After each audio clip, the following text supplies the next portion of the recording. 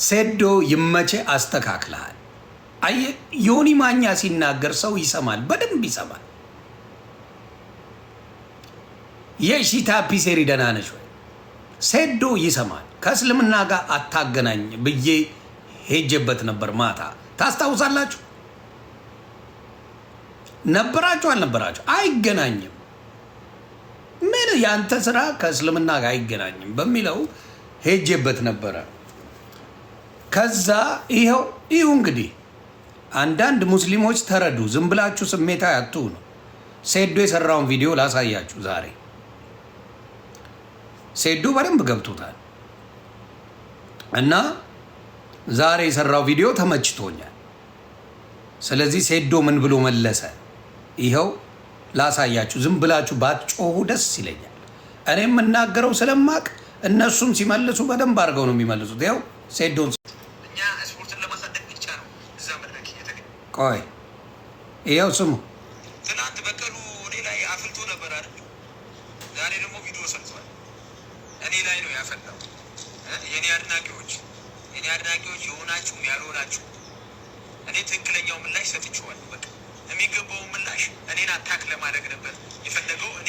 ምንድን ማንን አታክ ለማድረግ ነው የፈለገው? እኔን አታክ ለማድረግ ነው የፈለገው። እኔም በቂ ምላሽ ሰጥቼዋለሁ። ሰማችሁ? አንዳንድ ጀዝባዎቹ ልንገራችሁ ብዬ ነው።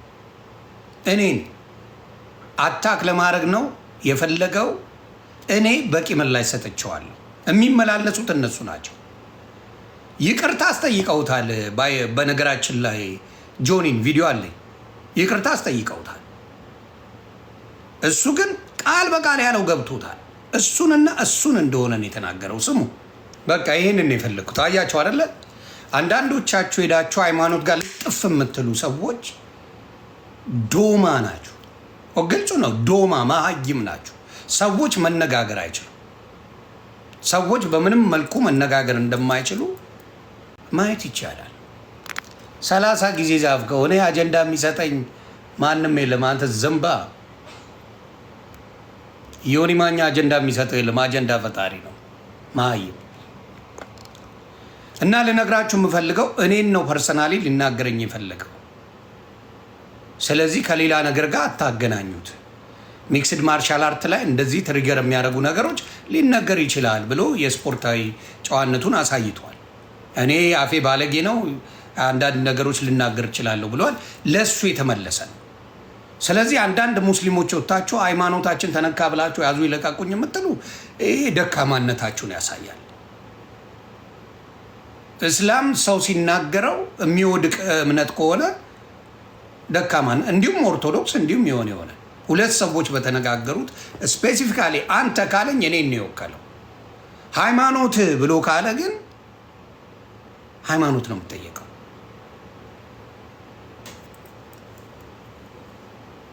ስለዚህ አንዳንዶቻችሁ ያላችሁትን እሱን ይቅርታ ያስጠየቁበት ቪዲዮ ላምጣላችሁ።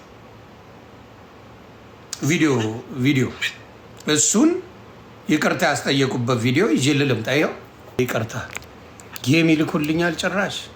ጌታ ሆይ ድረስ።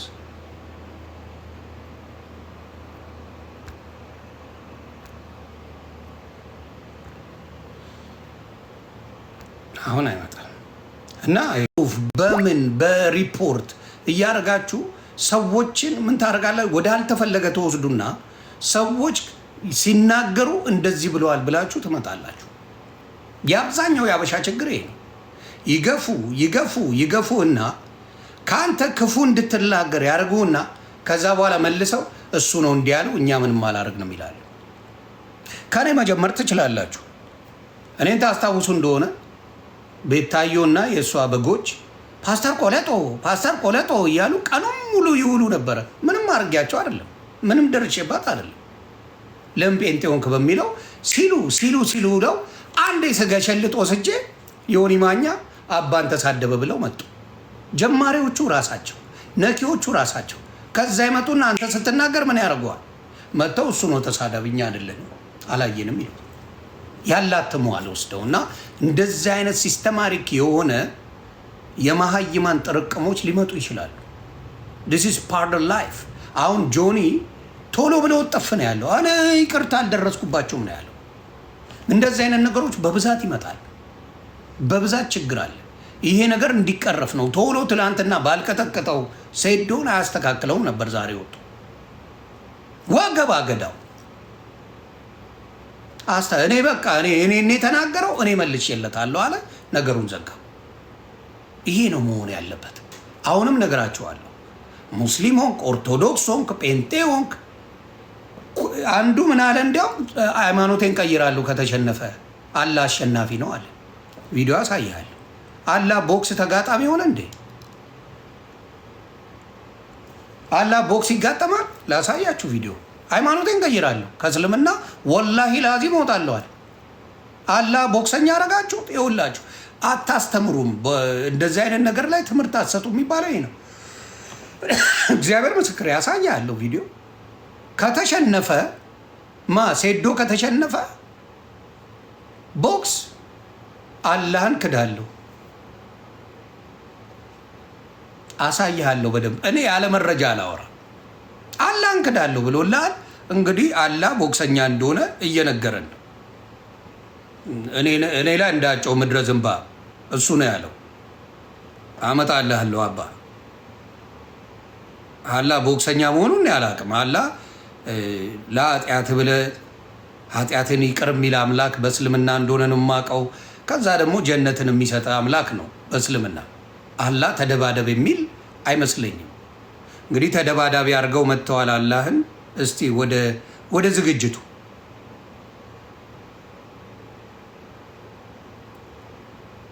ወደ ዝግጅቱ እንሄዳለን። ይኸው ልድገምልህ። ቆይ መረጃው በደንብ ይደገም እንጂ ይደገምልህ። እንግዲህ አላህ ስም ጠርተህ መዝረፍ ትችላለህ፣ መደባደብ ትችላለህ። አላህ ነው ጌም የምትጫወተው ላይቭ ላይ። ይሄ አንድ ባናና የሚባል ዝምባም አለ አይደል? ይሄ እርኩስ ማንም አያውቀውም። ስሙን ጠራሁት አሁን። ይሄ ቆሻሻ ድሮም አይጂ ላይ ያስቸገረን ዞር ብዬ ማላየው ሰው ነበር። እግዚአብሔር በሚያውቀው የአክስቴን ልጅ አወጣት ነበር እያለ አይጂ ላይ ምን ችግር አለው እያለ የሚያወራ ልጅ ነበረ። አሁንም በቃ ሴት ልጅ አለው፣ በቅርቡ ደግሞ አግብቻ ያለው እያለ ይበጠረቃል። እንደዛ የሚል መረን እሱ እንደዚህ አይነት ነገር ያበረታታል ሴቶች። አይጂ ላይም እንደዛ ነው ሲያደርግ የነበረው። ይሄ ዝምባ ቆሻሻ እሱ ነው ይሄን የሚያደርገው። ሽልጥልጥ የሆነ ሰው እነሱ አምጥተው አስጨበጨቡላት። ይሄው ዛሬ ልጅቷ ወጣ የምታረገውን ነገር ይሁ ዛሬ ወጣ